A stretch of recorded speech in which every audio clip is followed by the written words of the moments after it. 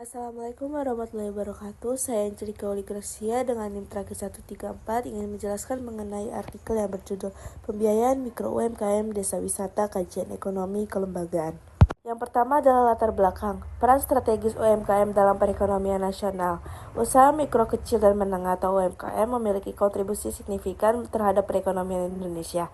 Berdasarkan data, UMKM menyumbang lebih dari 60% terhadap produk domestik bruto dan menyerap sekitar 97% tenaga kerja nasional.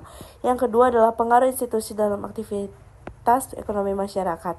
Teori ekonomi kelembagaan menekankan pentingnya peran institusi, baik formal maupun informal, dalam membentuk perilaku ekonomi dan pengambilan keputusan. Institusi formal seperti kebijakan pemerintah, regulasi, dan program pendukungan UMKM berperan dalam menciptakan kerangka kerja yang mendukung usaha kecil. Sementara itu, institusi informal seperti norma sosial, budaya gotong royong, dan kepercayaan antar anggota komunitas mendorong kolaborasi dan penguatan jaringan usaha. Yang terakhir adalah tantangan dan peluang dalam transformasi UMKM.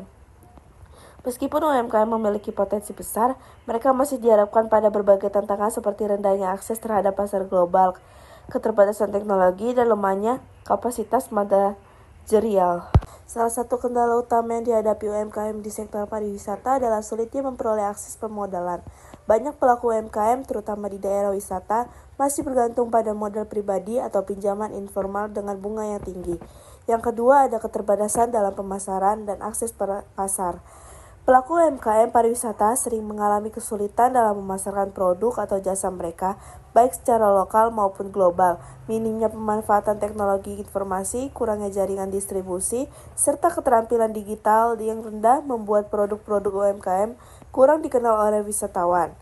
Yang ketiga, kurangnya inovasi dan kualitas produk. Kualitas produk dan layanan yang kurang kompetitif juga menjadi masalah utama dalam sektor UMKM pariwisata. Banyak UMKM yang masih mempertahankan cara produksi tradisional tanpa inovasi, sehingga tidak mampu bersaing dengan produk dari industri besar atau dari luar daerah. Selanjutnya adalah tujuan penelitian. Yang pertama ada menganalisis peran institusi formal dan informal dalam transformasi UMKM pariwisata. Penelitian ini bertujuan untuk mengidentifikasi dan menganalisis bagaimana institusi formal seperti kebijakan pemerintah, regulasi, dan dukungan keuangan, serta institusi formal seperti norma sosial, jaringan komunitas, dan budaya lokal berkontribusi dalam mendukung pengembangan UMKM di sektor pariwisata. Yang kedua ada mengidentifikasi kendala utama yang dihadapi UMKM pariwisata. Tujuan ini berfokus pada menggali permasalahan utama yang dihadapi oleh UMKM pariwisata, seperti keterbatasan akses permodalan, pemasaran, teknologi, dan juga inovasi produk. Selanjutnya adalah hasil dan pembahasan 3 kementerian yang bersinergi dalam penguatan UMKM. Yang pertama adalah Kementerian Pariwisata dan Ekonomi Kreatif yang bertanggung jawab dalam pengembangan akses permodalan bagi sektor unbank, BIMTEK Desain and BIMTEK Pengemasan Sektor Kuliner dan Pendampingan Desa Wisata, serta pengembangan kemitraan usaha rakyat. Yang kedua adalah program-program Kementerian Desa Pemberdayaan Masyarakat Desa. Pengembangan usaha ekonomi pedesaan, pengembangan usaha ekonomi masyarakat pedesaan, pendampingan pengembangan usaha BUM desa, dan pendampingan revitalitas pasar desa. Yang ketiga adalah Kementerian Koperasi dan UKM mengimplementasikan program-program dukungan kewirausahaan dalam bentuk pendanaan awal. Selanjutnya adalah pariwisata pemahaman yang lebih komprehensif tentang keterkaitan antara pembiayaan UMKM dan lembaga pemerintah program dukungan KL yang dipetakan oleh LP2PK 2021. Secara konseptual berada dalam ranah pendekatan kelembagaan. Terdapat 2 pendekatan dalam operasionalisasi pembiayaan mikro UMKM.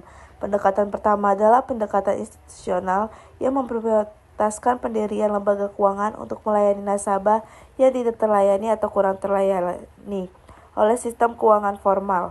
Pendekatan ini bertujuan untuk mencapai kemandirian keuangan, jangkauan yang luas, dan dalam serta pengaruh positif terhadap nasabah.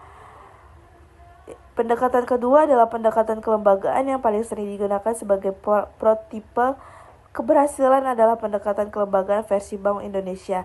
Dalam pendekatan ini, keuangan mikro diharapkan berhasil mengurangi tingkat kemiskinan dengan memberikan pinjaman langsung serta pelatihan dan coaching klinik. Selanjutnya adalah kesimpulan. UMKM sektor pariwisata memainkan peran penting dalam pembangunan ekonomi lokal, terutama di kawasan destinasi wisata. Namun, pengembangan UMKM pariwisata masih menghadapi berbagai tantangan utama, seperti keterbatasan modal, rendahnya kemampuan sumber daya manusia, hambatan dalam pemasaran, serta kurangnya akses infrastruktur yang memadai. Selain itu, meskipun terdapat berbagai program dukungan dari institusi informal seperti pemerintah dan lembaga keuangan, kurangnya sinergi dan koordinasi antara program menjadi kendala signifikan dalam memberikan dampak yang optimal bagi pengembangan UMKM pariwisata.